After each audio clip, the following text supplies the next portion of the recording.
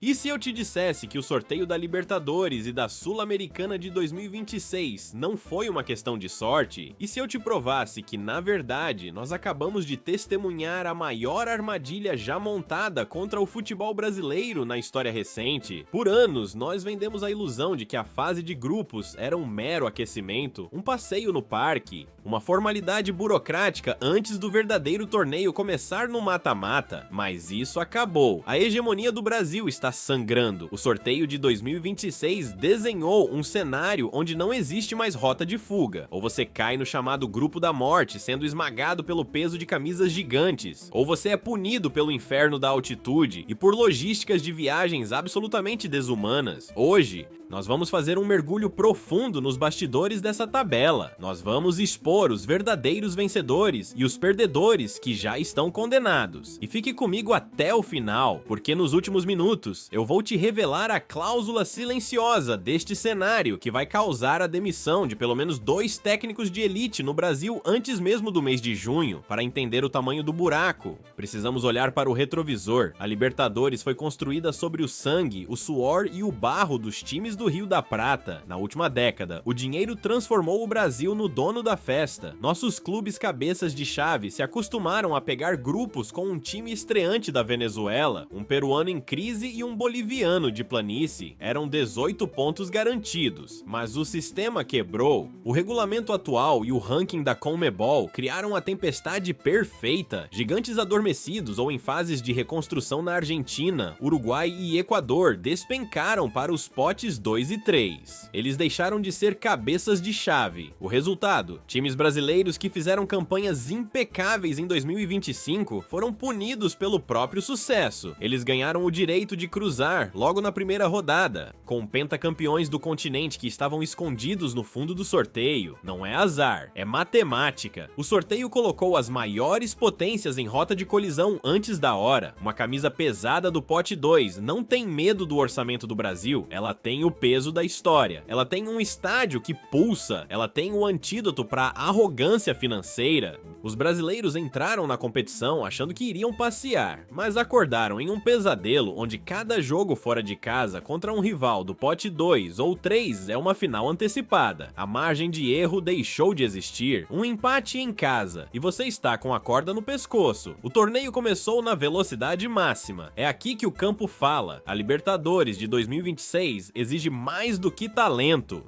Ela exige sobrevivência. É um verdadeiro xadrez mental jogado em condições extremas. E o inimigo mais letal desse xadrez não veste camisa, ele atende pelo nome de geografia. Vamos falar do pesadelo logístico e a altitude. O sorteio não teve pena dos favoritos que escaparam dos gigantes argentinos. Quem fugiu do grupo da morte tradicional caiu na armadilha andina. A tabela de 2026 exige viagens absurdamente complexas logo nas primeiras semanas de calendário. Estamos falando de escalas em aeroportos minúsculos, horas de ônibus por penhascos e o destino final, jogar acima dos 3.500 metros. Como você pede para um time ter visão de jogo quando o cérebro dos jogadores não recebe oxigênio suficiente?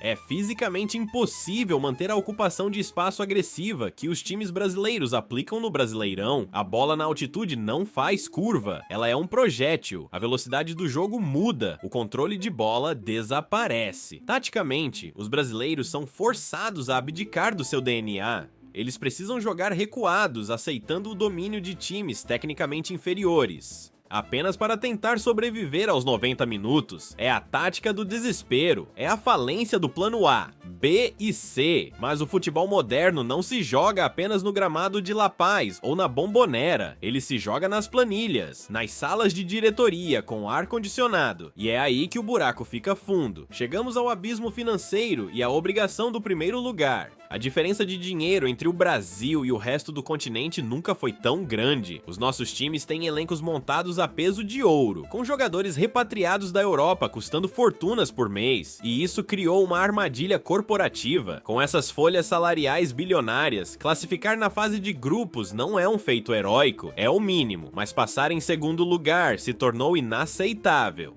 O primeiro lugar virou uma obrigação inegociável. O ponto de virada dramático está nas regras do mata-mata. Ficar em segundo no grupo significa cruzar com um gigante que ficou em primeiro, logo nas oitavas de final. Pior, significa jogar a partida de volta, a decisão, fora de casa, longe da sua torcida, longe da sua bilheteria, para uma diretoria que gasta milhões por mês. Perder o mando de campo nas oitavas é uma catástrofe financeira. Significa perda de renda, quebra de expectativa com patrocinadores e risco altíssimo de eliminação precoce. A pressão é sufocante. Se o técnico não entregar o primeiro lugar nesse grupo infernal, a cabeça dele rola antes de julho. A política do clube entra em colapso. O dinheiro virou uma corrente de chumbo no pescoço.